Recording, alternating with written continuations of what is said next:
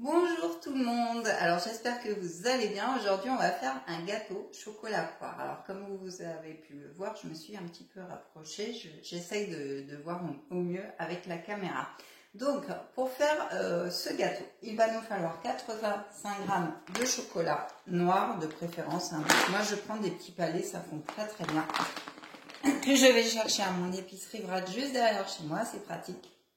Alors 4 poires, alors soit des poires classiques ou soit aidez-moi, en conserve, voilà, comme vous voulez, hein. Ça marche les deux. Alors, soit 85 g de beurre ou pour ceux qui ne veulent pas mettre de gras, l'huile de coco désodorisée qui est très très bien, qui remplace le beurre. Par contre, cuisez votre gâteau un petit peu moins. D'ailleurs, en parlant de cuire, on va préchauffer notre four à 180. Alors, je le préchauffe. J'enlève la plaque. Hop, et je le préchauffe. Donc, j'ai un four qui fonctionne très bien maintenant. Donc, c'est l'idéal. Donc, ensuite, après le sucre, il va nous falloir 85 g de cassonade. Donc, pareil que je vais chercher dans mon épicerie Brico aussi. Alors du cognac si vous voulez, moi je vais pas en mettre mais vous pouvez en mettre. Par contre je mettrai bien un petit peu de rhum, donc je vais chercher mon rhum. Ouais. Je vais mettre une petite touche de rhum, ça va être sympathique. Et puis ensuite il va nous falloir 3 œufs qu'on va séparer. Alors vous pouvez mettre aussi des noisettes grillées en poudre. Moi j'en ai pas donc je vais pas en mettre, mais vous pouvez en mettre. Et puis du sucre glace pour mettre au dessus à la fin. Donc ce qu'on va faire, c'est que déjà moi j'ai préparé mon moule, voilà, que j'ai beurré et fariné et que j'ai mis au frais. Ça évite que ça colle au démoulage. Donc ça c'est la première chose à faire, plus préchauffer votre four.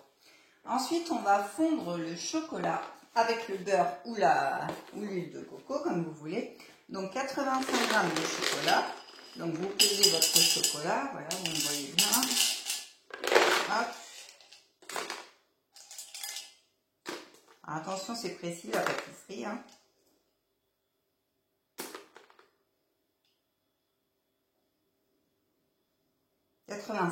Voilà. 85 g de chocolat avec 85 g de beurre. Alors si vous utilisez l'huile de coco, eh bien il faudra 42 g,5. Voilà, c'est la moitié. Alors 85 g de beurre.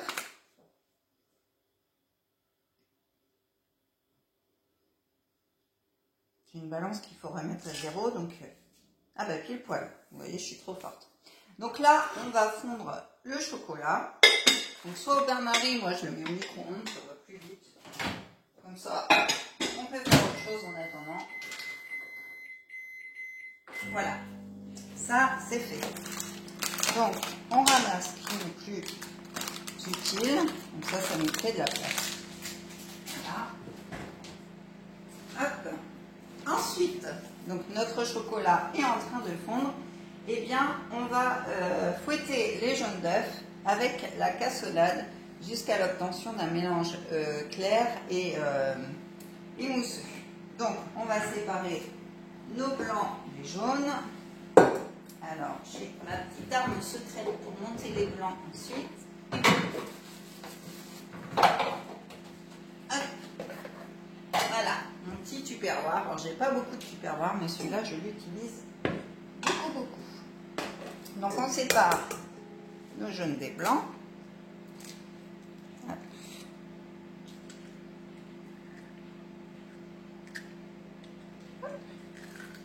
Voilà.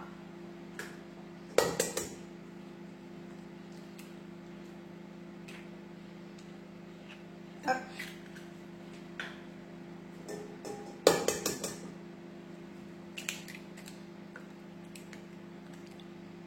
Et voilà. Donc, on met nos coco à la poubelle et on se lave les mains, bien sûr. Voilà. Donc, on va mélanger mélanger nos œufs à notre cassonade. Donc la cassonade, on a dit 85 grammes.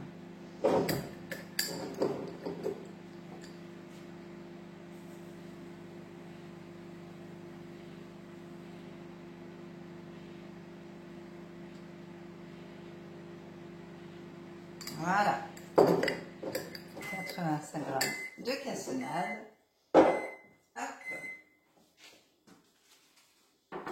Alors, on va regarder notre chocolat, s'il est bien fondu. Hop. On va prendre une cuillère. Voilà, donc vous voyez, le chocolat est bien fondu, donc il suffit de le mélanger comme il faut. Voilà, et on va rajouter du coup soit une cuillère à soupe de cognac. Moi, je vais opter pour le rhum. Je préfère.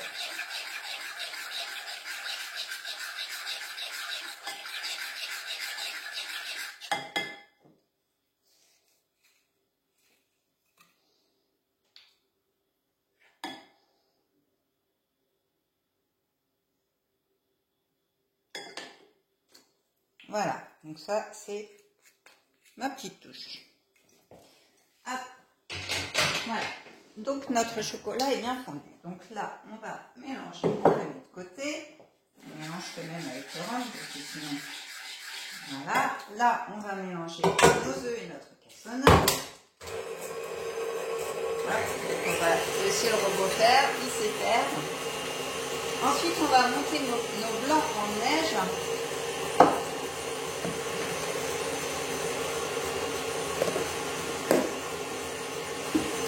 Donc,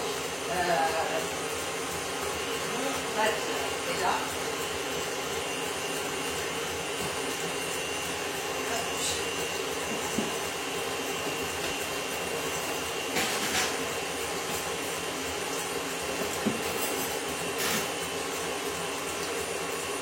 Alors, il faut que nos œufs soient bien reçus.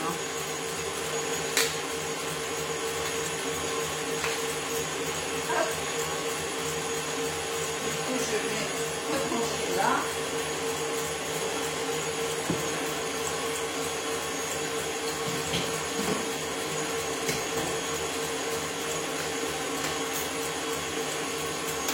Alors, nos œufs sont bien, donc on va battre nos cocos. Donc, alors j'ai rien pour me repérer, j'ai pas de minuteur, donc tant pis.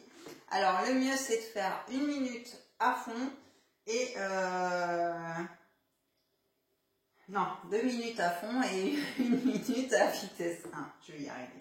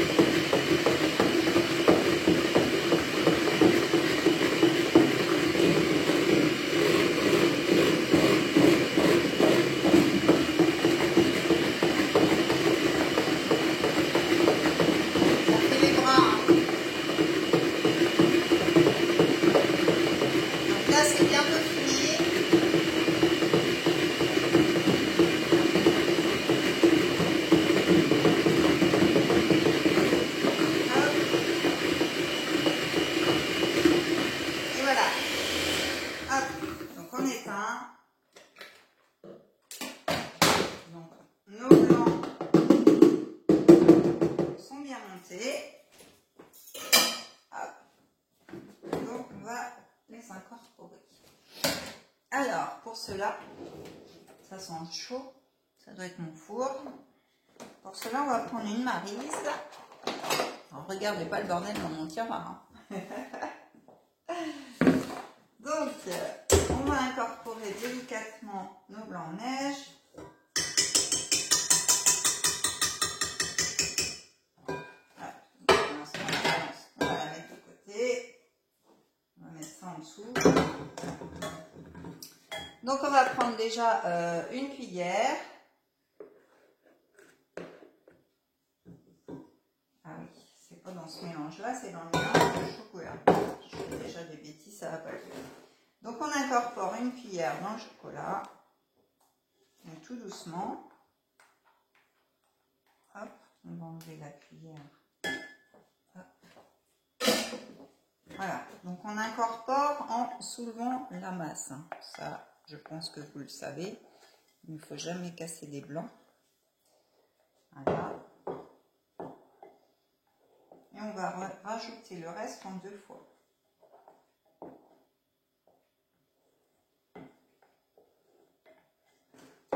Voilà.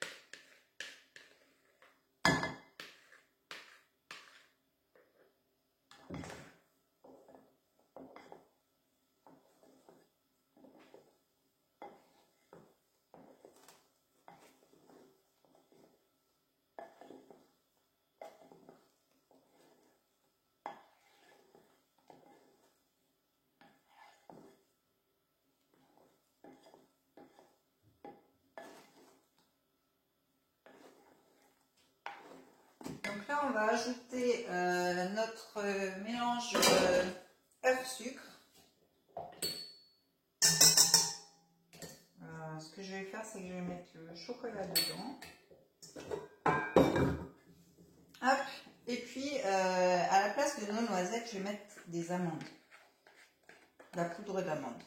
Comme je n'ai pas de noisettes grillées, de poudre de noisettes grillées, je vais mettre des amandes.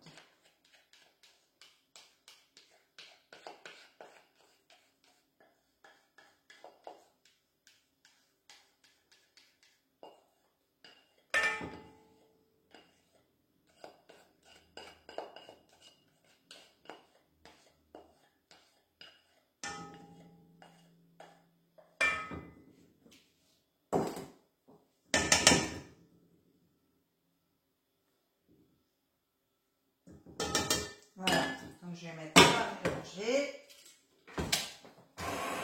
Hop. Et je vais rajouter mes amandes. Alors, je passe là. Hop.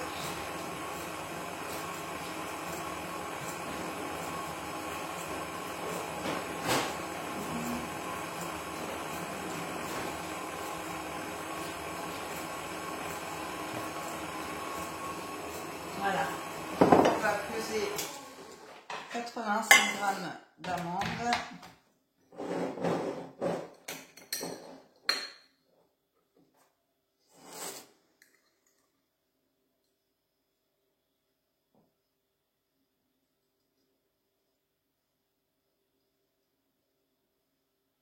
Un petit peu trop là. Voilà. On a nos 85 g d'amandes qu'on rajoute à notre préparation.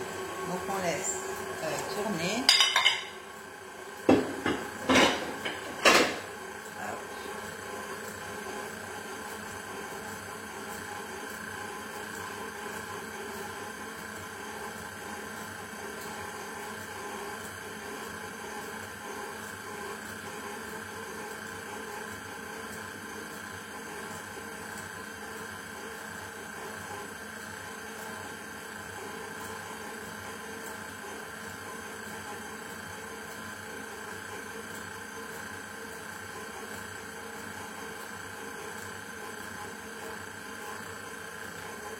donc ça c'est bon. Donc ce qu'on va faire, c'est qu'on va verser la préparation dans le moule et on va disposer nos poires. Donc on prend notre moule. Voilà. Alors ce qu'on peut faire, c'est soit ajouter de l'huile d'amande à la tonka qui va donner, qui va relever le goût du chocolat, soit une fève de tonka râpée tout simplement, donc ça se présente comme ça. Donc moi je vais opter pour la petite huile. Donc, voilà, je vais en mettre un petit peu dedans. Voilà, vous pouvez rajouter aussi de la vanille en poudre de Madagascar que vous retrouvez sur ma boutique en ligne aussi. Donc une pointe de couteau suffit si vous êtes fan de vanille, ça va vous amener un petit goût. Et puis vous pouvez utiliser nos sucres aussi. Donc il y a le sucre des îles et le sucre des elfes, il me semble, sur la boutique en ligne. Donc voilà. Donc on refait un petit tour avec l'huile de tonka pour mélanger. Voilà. Et on va mettre tout ceci dans notre moule.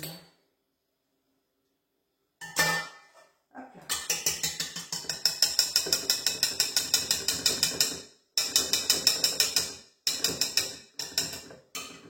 Voilà. Donc là, on va reprendre notre maryse pour bien dégager les bords. Alors, vous voyez, mon chocolat est bien lisse. Hein.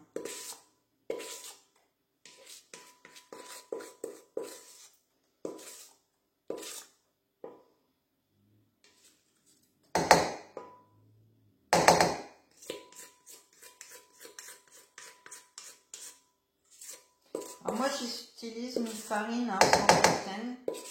Enfin, là il n'y a pas de farine dans ce gâteau, mais sinon j'utilise de la farine sans gluten pour mes gâteaux. Ça les allège et puis au moins on n'a pas de souci de digestion. Donc la farine sans gluten plus l'huile de coco, et eh bien ça vous fait un dessert au top que vous pouvez manger sans problème. Voilà, donc on met bien tout notre chocolat dans notre moule.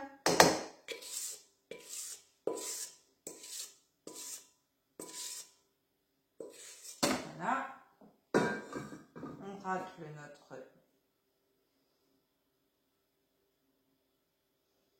notre maryse. Hop. On met notre gâteau bien comme il faut dans le moule et on va mettre nos poires.